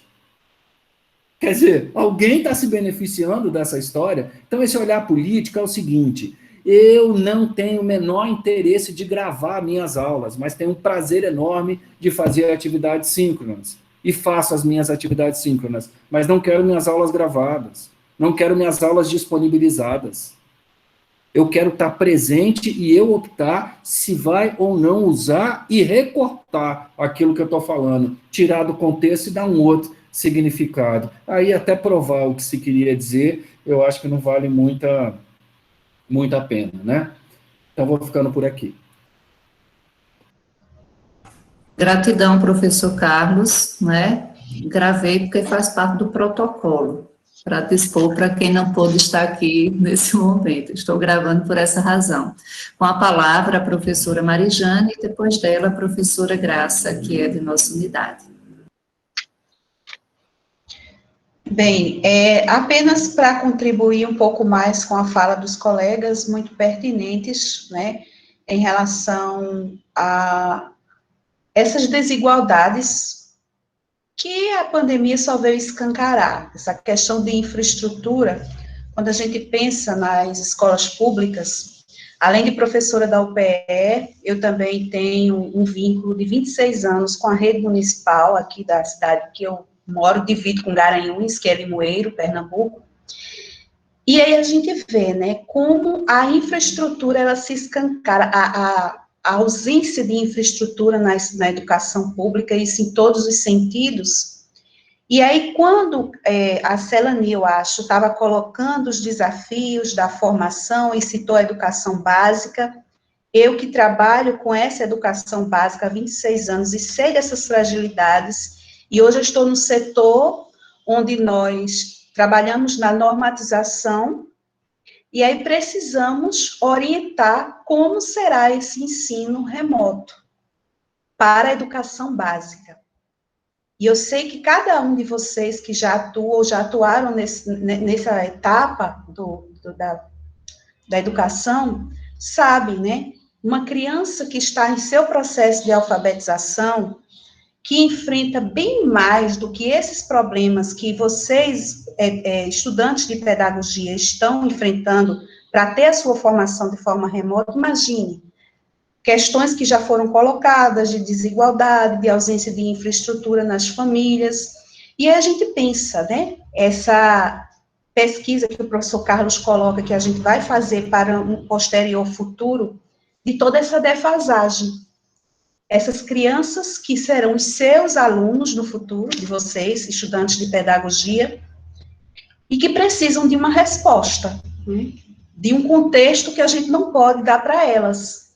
Então, é muito fácil, né, um pai, uma mãe de uma escola privada exigir que as aulas remotas aconteçam de uma forma ou de outra, e o professor, você, pedagogo, vai se esforçar e vai fazer toda a sua função, e aquele estudante que está lá na sua casa, de uma educação municipal, que lhe falta o básico para a sobrevivência, e que a gente imagina que vai criar um ensino remoto e que essa criança vai aprender.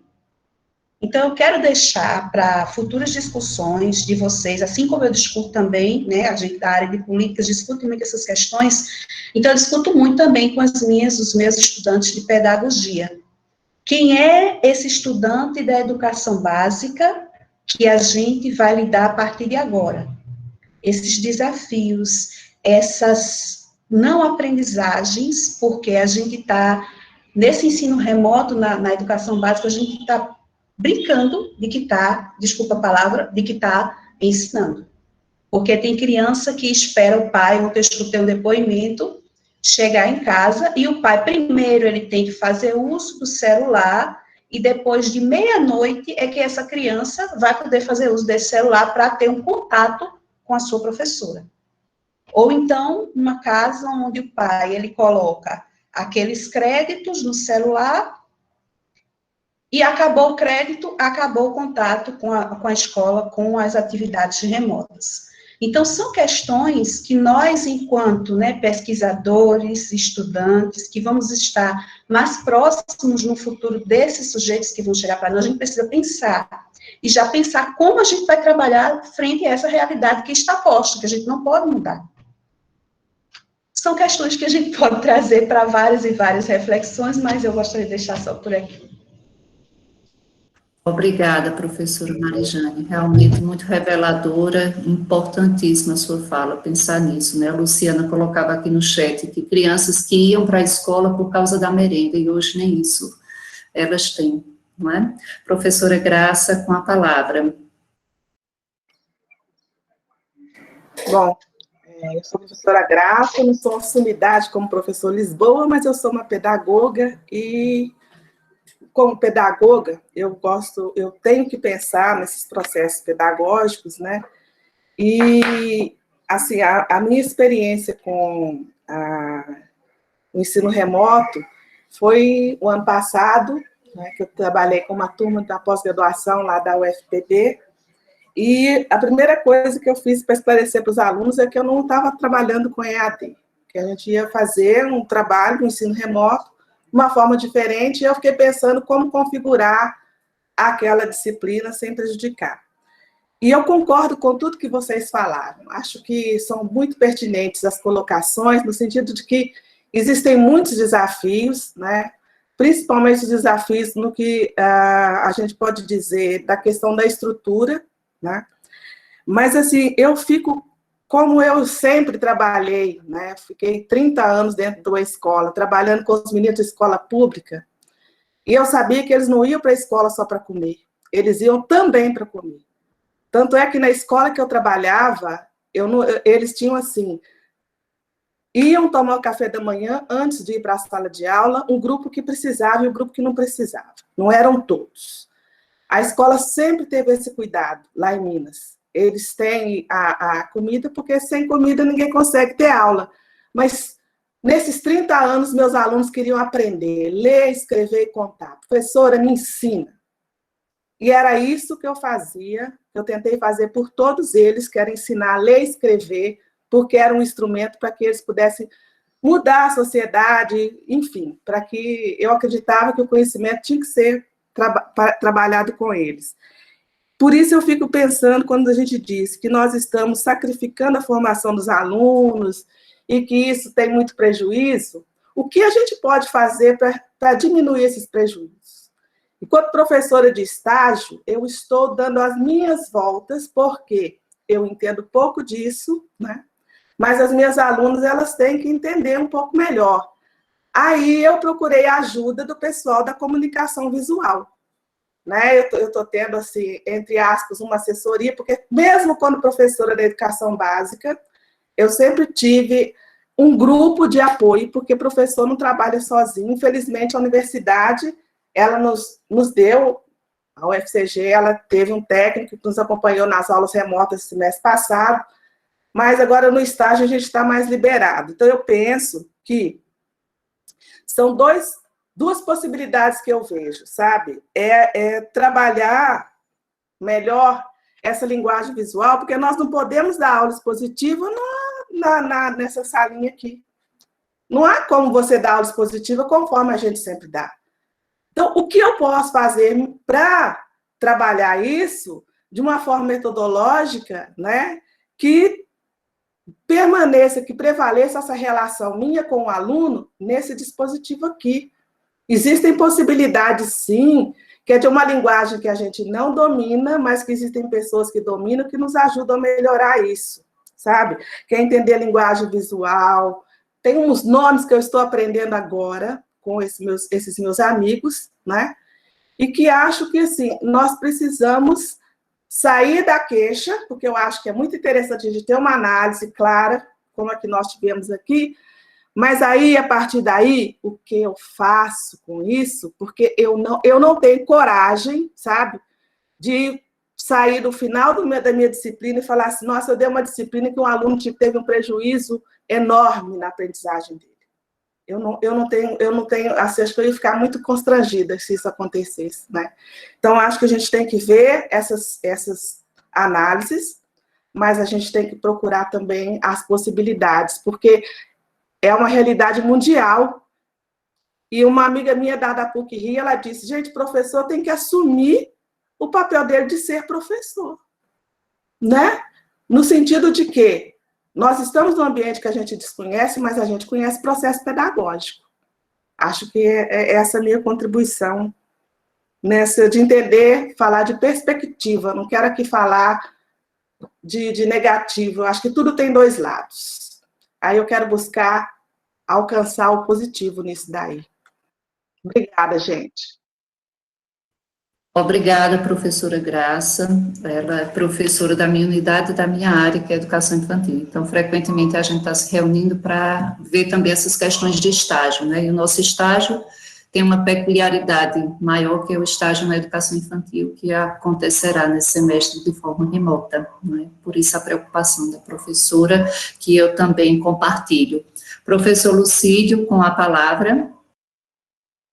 Eu queria, na verdade, encaminhar um comentário em cima da fala da professora Maria das Graças, que me antecedeu. Se eu concordo com ela, né, e eu acho que até que eu imagino que a grande motivação dessa roda de conversa fosse até mais nesse sentido, acho até que Carlos começou a falar um pouco nessa linha. Eu, enquanto professor, nesse cenário que está posto, em que eu tenho pouco ou nenhum controle sobre a questão social, e eu estou desafiado a fazer o meu melhor na sala de aula. Eu sei que se eu conseguir fazer o meu melhor, eu vou conseguir, pelo menos, mitigar um pouco desse efeito de evasão que eu não vou conseguir evitar, por N razões que nós já citamos aqui. E esse meu melhor, na verdade, vai depender de cada um, porque o quanto você pode investir em você mesmo. Eu preciso fazer um investimento, talvez, em tecnologia, eu preciso fazer um investimento de tempo em aprendizado de novas técnicas, eu preciso fazer um avanço tecnológico, é inevitável para todo mundo, nem todo mundo está no mesmo nível de inserção digital, é preciso, sim, fazer essa curva de aprendizado.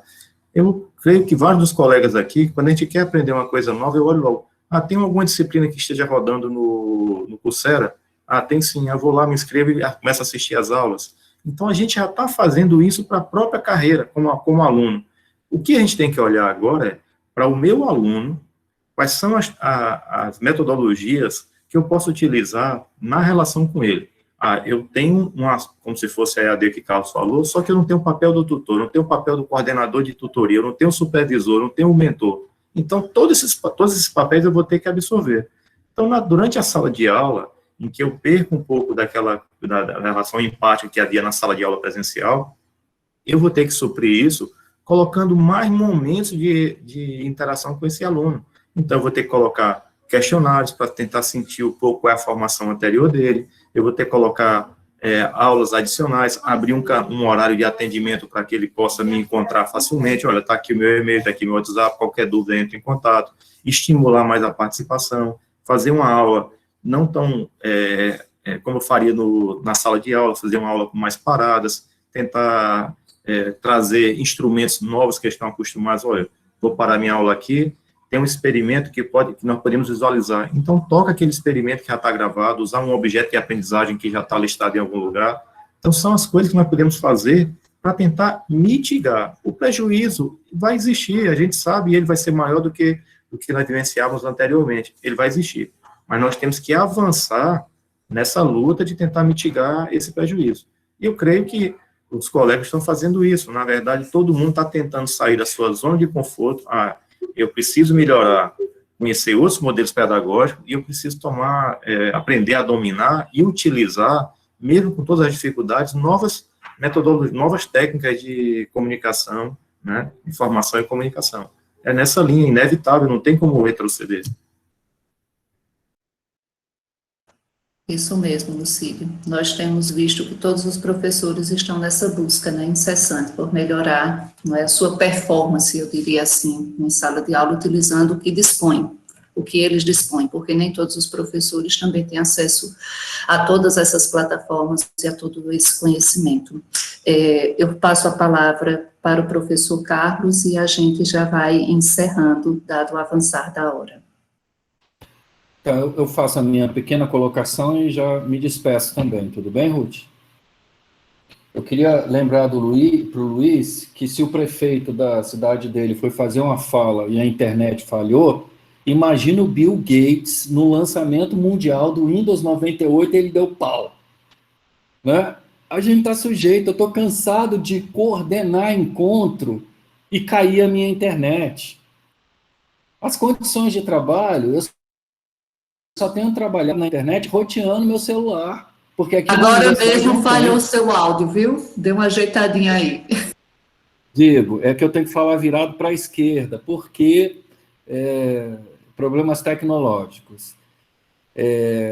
Então, a gente enfrenta dificuldades. A gente está com um trabalho aqui na universidade que é remoto, esse trabalho não pode ser presencial, e eu venho à universidade desde o final do ano passado, todos os dias.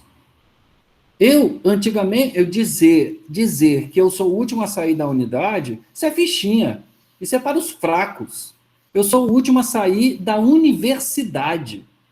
Eu já conheço os cachorros pelos nomes. Porque eu tenho que ficar aqui e fazer todos os outros papéis que eu não tenho quem faça para mim, para tentar fazer o trabalho na linha do que o Luiz e o Lucídio colocaram.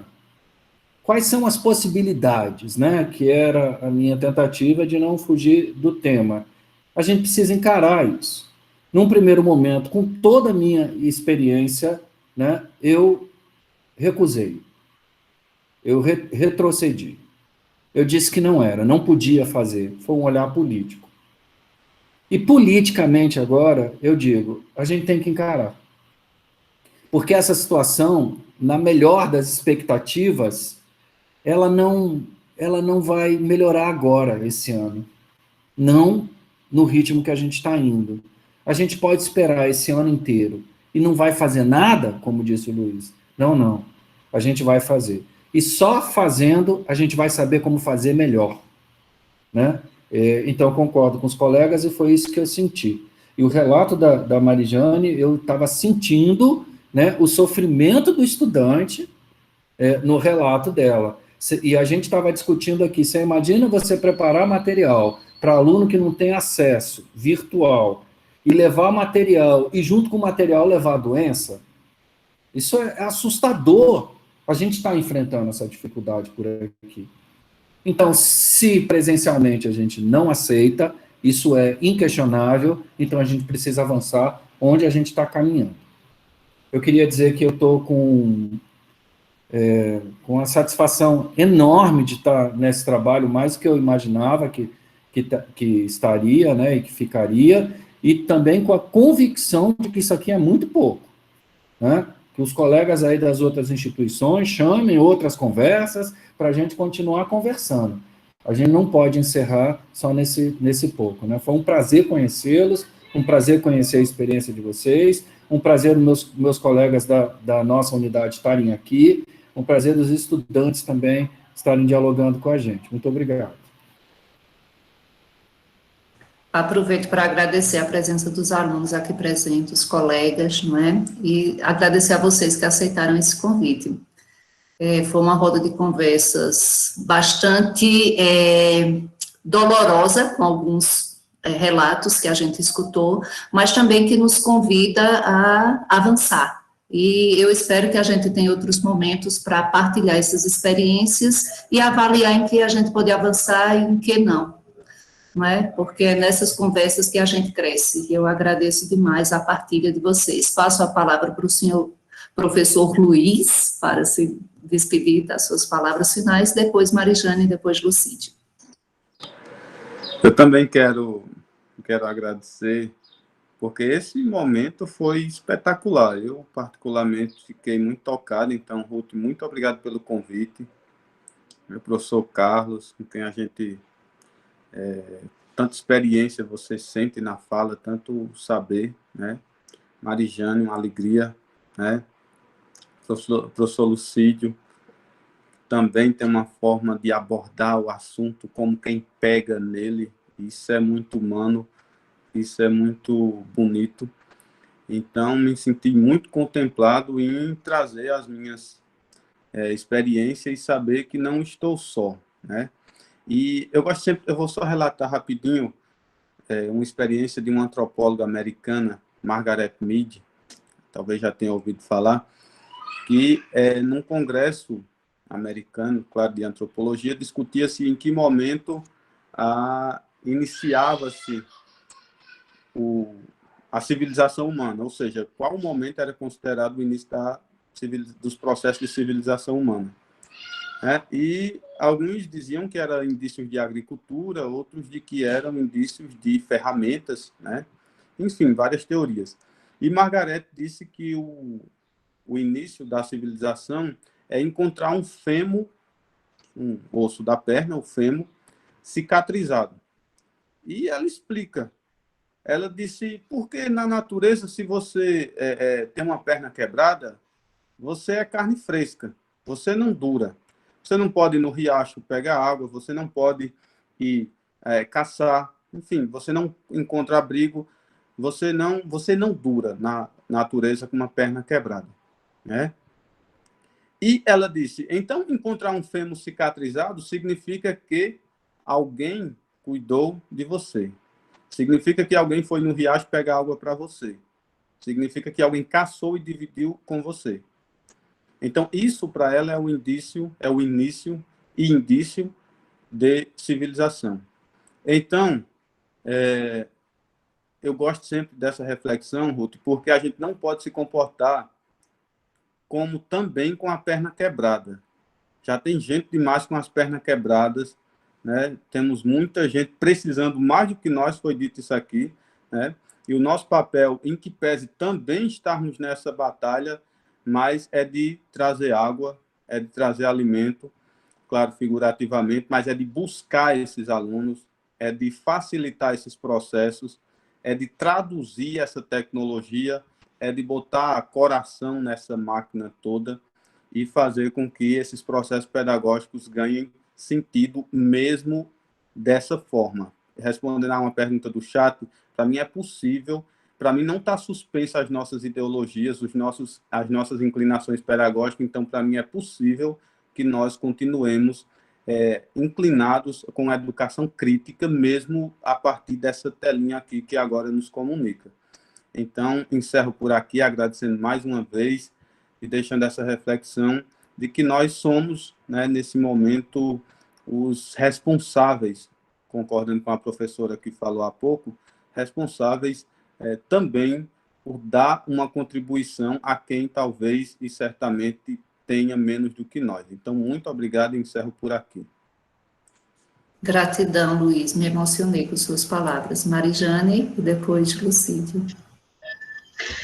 Bem, assim como os colegas, também agradecer por essa tarde, né, que oportunizou diferentes reflexões, inquietações, mas também possibilidades. Então, aprendi muito com os caros colegas e as experiências que eles trazem, nos fazem refletir, né, no silêncio das nossas casas, onde a gente às vezes diz assim, eu não estou só, mas eu tenho outras pessoas que pensam e que estão buscando, apesar de tão dolorido que seja o processo, mas é assim, a gente não pode parar, como todos já disseram, e agradecer e dizer que a UPE vai estar sempre aberta para essas reflexões, espero contar com a colaboração de vocês em outros momentos nossos, e é isso, muito obrigada, Ruth, ao UFCG, e foi muito bom rever os colegas. Obrigada, Marijane. Lucídio. Hoje eu, novamente, também só quero agradecer, né, dizer que o momento foi uma tarde muito rica, né, para mim foi interessantíssimo poder estar com você, com o Carlos, com o professor Luiz, com a professora Luciana, com a Marijane, todos os colegas que aqui falaram, mas eu queria me despedir deixando uma mensagem para os alunos. O momento, pode ter certeza que é de aprendizado. Nós, professores, estamos, sim, tendo uma curva de aprendizado, de superação, e a mesma coisa vocês também devem seguir. Não desistam, as dificuldades são grandes, mas sempre nessa batuta, não tem como ser diferente. E nós seremos eternos aprendidos. Hoje é esse problema, amanhã outra tecnologia, uma outra dificuldade, a vida inteira é uma vida de aprendizado, um aprendizado formal, um aprendizado como ser político, como cidadão, como pessoa, né? Então, essa mensagem de otimismo e de força, de superação para todos vocês. Então, muito obrigado, prazer, um abraço a todos vocês. Abraços, pessoal. Muito bom estar com vocês. Vou encerrar aqui a gravação, tá certo?